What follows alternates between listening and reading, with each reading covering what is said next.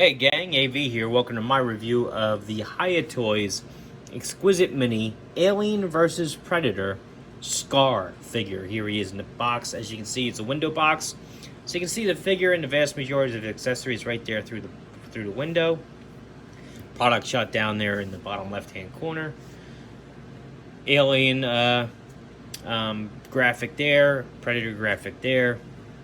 On the right side of the box, you see the Alien graphic, Predator graphic on the other side, AvP on the top, AvP on the bottom. My fingers aren't working. And then on the back of the box, you also have two other product shots. Some legal mumbo jumbo, Alien vs. Predator, 15 years and up, and don't eat anything out of this box. So that's all I gotta say about the box. Let's open them up. I did open this figure prior to the review, heat up everything to be on the safe side. It does have this insert card, which I really like. I may actually use one of these as like a doorway, stick it into a doorway to make it look like it's opening into another room. Kind of cool. And as usual, we're going to take the figure out and look at his accessories first. And like I said, I did have to open this figure previously, heat up all of his joints. He did have a few frozen ones, which is to be expected with Hiya Toys. But it was nothing I couldn't loosen up with a hairdryer, so. All right. Some of his stuff is still taped in, so bear with me. There we go. And his two hands are both taped in still. Alright, I'm just gonna cut the tape. I ain't got time for that. I'm just gonna cut the tape. Get these hands out of here. Ain't got time. Come on. Come on. Alright. So, first and foremost, he has this figure base, which is basically a grate. It has a single foot peg. Nice rust / dirt, plus a little silver dry brush on here, just to make it look like it's old weathered metal, which is excellent. I mean, they did a great job with that. It has 2 notches on all 4 sides. These notches are used with these little H-shaped brackets that the figure also comes with.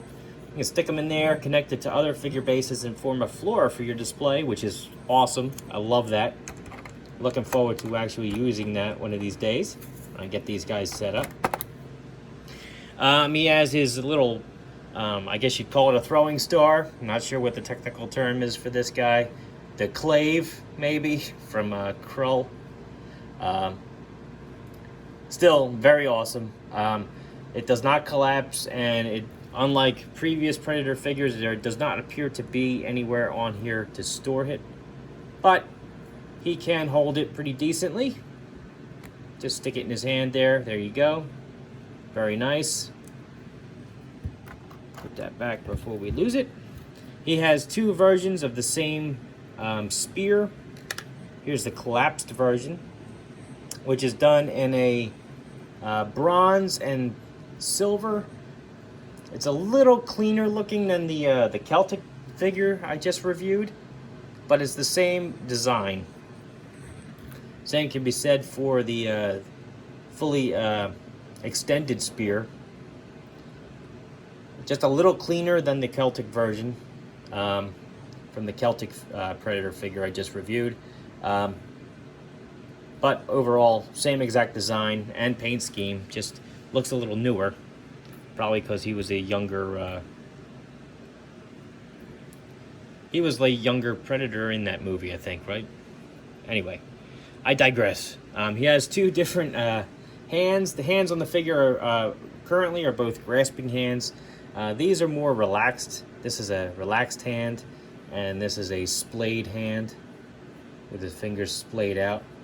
This is for his left hand. This is for his right hand. Put them back again before we lose it.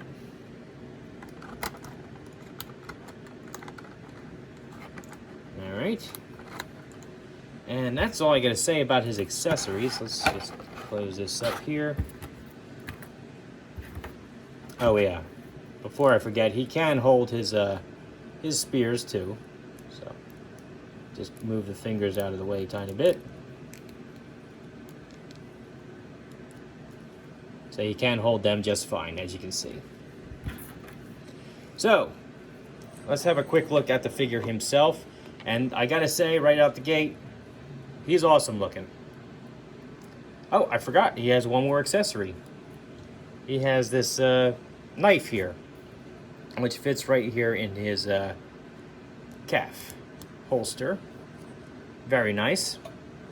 And yeah, he can hold that too. Very cool.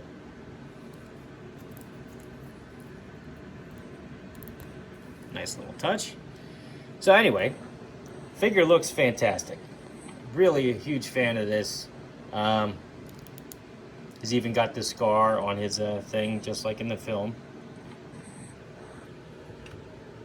He's got his bone necklace there. He's got his shoulder cannon, which we'll go over when we do the articulation. He does share a lot of parts with the other Predators in this line, but that's okay. I mean, they were all sent on the same mission basically, so that makes kind of sense. But all in all, it's still a very cool looking figure. So articulation wise, he has these, you know, the dreadlocks, but they are a nice soft plastic, so they don't really hinder articulation at all. His head is on a barbell joint, so you get a decent range of motion out of it. He does look down, he does look up. He can tilt from side to side. You know, he does go left and right. I don't want to do a full 360 because there's really no reason to, and he's got a lot of stuff going on with his cannon and everything. I don't want to get the tendrils caught on anything, so not going to do that. His arms, actually before I go into the arms, he does have his cannon, like I mentioned. It has a double hinge, so you can actually hinge it right there at the base, pull it forward or back. He has a second hinge here, halfway up, so you can actually point it down or up. And it does swivel. So you can actually make this track where he's looking, and that's fantastic. Really a huge fan of the cannon. I think they did a great job on that. Would be even cooler if I could make it collapse completely back here, but hey, I'll take what I can get. This is really cool looking. So anyway, arms, you are going to want to loosen them up with the hairdryer. Mine were very stiff out of the packaging. And he also has these shoulder guards here, which are a separate piece than the arms. So hopefully that's coming across on the camera there. So you're not going to want to do a full 360. Not that you really have to, but you can definitely get his arms up and back. No issues. They are hinged, so you can get them to go out. He does have an upper bicep swivel, which will enable you to swivel his arm 360 degrees if you're careful. Again, don't want his armor to catch and peel off, which actually happened to my Supergirl figure, so I'm not just speaking out of turn by saying that. She was also a Hiya toy, let's not forget. He does have a double hinged elbow, but you can't really tell because if you just bend it, you know, it looks like he goes 90 degrees, but the rest of the elbow is actually hidden behind his tricep here, so it does bend, as you can see, and that'll enable you to go over 90, so that's awesome. He has his gauntlet here, which is not really part of his articulation, but it is a separate piece than his forearm itself, so it does swivel on its own. His hands are connected using a ball joint, a very tiny ball joint. This is also an area that you're going to want to be very careful. You're going to want to heat up before you actually try to mess with it or swap out hands, because that tiny little ball joint is also an area that is prone for breakage. I have broken my Harley Quinn figure, who is also a Hiya toy in that particular area, so be very careful. He has these connecting parts from his chest down to his belt, and he's got one on his back as well. They do connect from his chest to his belt, but they aren't actually connected to the rest of the figure, so they do move when you do the articulation of his torso. But again, you don't want to overdo this particular articulation because you don't want to rip that section off. But he can bend down and back slightly. His torso articulation is a little lacking, but it's there. You can go back about that far and forward about that far. Still very cool. He also has a little bit of a twist there at the waist. So you got that going for you. These thigh armor bits are connected to his leg and his belt. So again, you're going to want to be very careful when you're posing his legs. You don't want them to break or loose. But they can go out and pose with the figure. As you can see, he can go up. He can go back slightly. And you can go out about that far. Knees are very impressive, actually. You don't really see them when he's standing up, but they are hidden underneath his boot there, so you can do 90 degrees, and they are double jointed. The rest of it is hidden in his thigh, so you can actually get his heel back all the way, and his entire knee is hidden when he's standing up straight, which is fantastic. Really like the way they pulled that off. Ankles, that's another part that you're really going to want to heat up before you mess with. They do a full 360 degrees. And they point down and they point up slightly. They are greatly hindered by this shin guard he's got on. But the hinge is there. It does work. And it is stiff out of packaging again. So you're going to want to heat that area up before you mess with it too much. But all in all, very cool figure. I really do like this guy quite a lot. His articulation is a little lacking just because of his design, but that's okay. It's a trade-off I'm willing to make. Heating up the figure out of the box is also a trade-off I'm willing to make because he looks fantastic on the shelf. And he is true 1/18 scale, as we're about to demonstrate. So here he is next to a vintage G.I. Joe figure, Snake Eyes, 3 3/4 inches. As you can see, he towers over him, just like he should. Predators are taller than humans.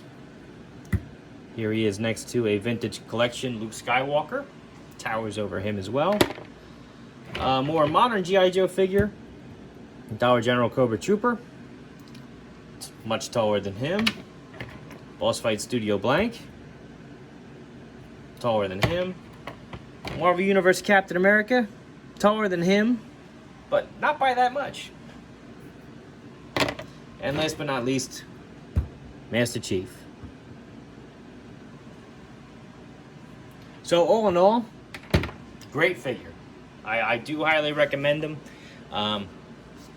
Can't stress it enough. Just be careful with all Hiya toys right out of the box. You want to heat them up. Make sure though you loosen up those limbs. If anything feels stiff, do not force it. Make sure you apply heat and then gradually try to work it loose. But once you do that, you should be good. There shouldn't be any other problems with it. It's just that initial working the joint when you first get it out. But all in all, great figure. I love the design. I love the accessories it comes with.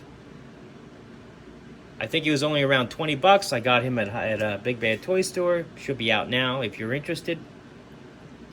And that's about it. So if you like this video, check out my channel where you'll see a whole bunch of other 1/18 scale figures, vehicles, and accessories from all different types of toy lines. If you like what you see there, then please subscribe. And as always, thanks for watching.